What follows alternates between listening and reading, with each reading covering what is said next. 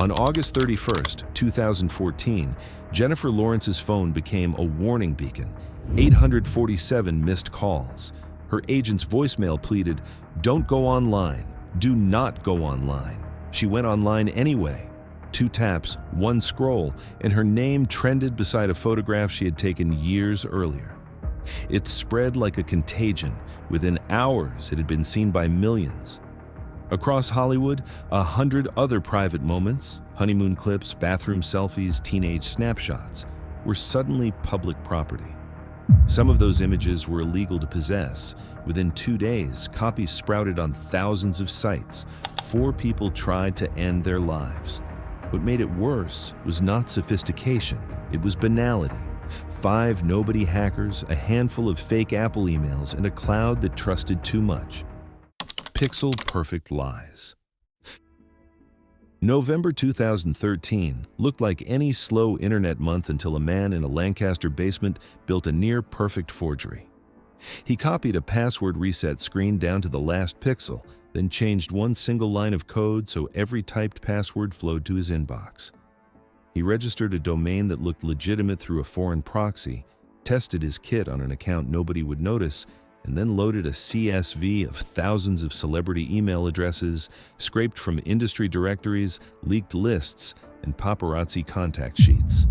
The messages went out with subject lines that felt urgent: unauthorized access detected, verify your account now, your iCloud may be compromised. The social engineering was surgical. He timed waves to coincide with real security scares, so targets clicked before they thought. A few hundred miles away, in a childhood bedroom, another man ran a parallel operation. He targeted assistants and agents at the biggest agencies. He borrowed headlines from gossip feeds and injected them into subject lines. Between November and the following April, he pressed send on thousands of bait emails. Hundreds of people answered. 300 plus entered credentials, 30 of them household names. The attackers didn't rely on exotic exploits. They exploited human predictability. Password lists, birthplace plus year, a hometown and a film date were easy to guess. Security questions were worse. Public biographies, genealogy databases, and abandoned social pages supplied answers like puzzle pieces. First pet, school mascot, mother's maiden name. Public breadcrumbs that opened private vaults. Automation amplified everything. A script hammered an API endpoint with tens of thousands of password guesses. No lockouts, no alarms, just 50 attempts a second until a match surrendered. One account yielded after 1,847 tries. Another after 3,221. The brute force was relentless, clinical. When credentials fell, attackers selected the restore from backup option and pulled entire device archives, gigabytes of photos, videos, and messages, without triggering an obvious alert to the owner. One download produced nearly 23 gigabytes, nearly 2,000 photos, and a stack of videos spanning years. The attacker watched Netflix while a life drained into a hard drive. They were sloppy. No VPN for many downloads. Payments for domains tied to real bank accounts, screenshots that captured local usernames, password crackers tested on school emails, small errors that would become the investigator's trail. But at the time of harm, those mistakes were invisible. The damage arrived fully formed on screens across the world when the mirrors shattered. On the night the cache leaked, an anonymous post lit a fuse. A user on a lawless forum teased samples, dropped a Bitcoin address, and within minutes micropayments landed. A megalink followed with dozens of uncensored images. Mirroring commenced.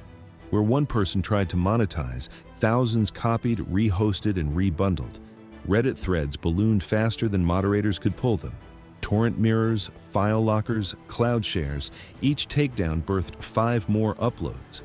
The community invented tools to manage the flood. Spreadsheets tracking victims, browser extensions to auto-download, bots to scrape and rebroadcast links into private channels with tens of thousands of members. The scale made moderation meaningless. Within 48 hours, conservative estimates put downloads in the tens of millions. Search trends spiked in dozens of countries simultaneously. Adult sites saw surges that crashed features. Social platforms suspended thousands of accounts for sharing links. Every deletion met a workaround: names spelled backwards, emoji codes, private encrypted channels. The content achieved a kind of viral permanence. Replication across jurisdictions and platforms made comprehensive removal mathematically impossible. The moral threshold shifted when some photos were proven to include underage subjects. Suddenly, casual voyeurism turned into potential felony distribution. Lawyers fired off urgent letters, platforms flagged and removed content tied to minors, but legal actions could not scrub the copies already dispersed across proxies, foreign hosts, and encrypted chats. For those files, geography became immunity. The human toll grew visible. Victims described panic, hyperventilation, withdrawing from public life. Therapy and medical bills accumulated. Some careers ended. Some people left the public sphere forever. Criminal cases would come, but criminal sentences would not undo the many public viewings, the screenshots, the derivatives, or the deepfakes that came later. Ordinary mistakes, extraordinary consequences. Investigators followed mundane clues, email headers that revealed originating IPs, PayPal receipts tied to real accounts, browser metadata with local usernames. An IP and server logs matched a residential Comcast address. Cross-referencing that address with provider logs showed the same line had downloaded a celebrity's backup months earlier. The subscriber was a married father and hospital IT employee, an ordinary man whose laptop was still logged into multiple celebrity accounts. Agents found terabytes of stolen content, folders labeled with celebrity names, browser histories of thousands of visits to cloud sign-in pages, and phishing templates saved as Gmail drafts. When asked why, he said, "I just wanted to see them naked like everyone else." He cooperated, leading to more retrievals of material that had not been publicly dumped. Other arrests followed. Some suspects had more sophisticated setups: VPNs, multiple machines, commercial phishing kits bought on underground forums. Some emailed stolen zip files to themselves and left permanent records. One former teacher's curiosity became a case file when a victim reported an intrusion. The report slept in local files until agents connected it to later incidents. Arrests led to prison terms and restitution, but time behind bars did not erase copies already scattered. Companies reacted. Emergency patches, rate limits, mandatory two-factor prompts for backups, alerts on unusual restore activity, stricter logging. Changes rolled out in days.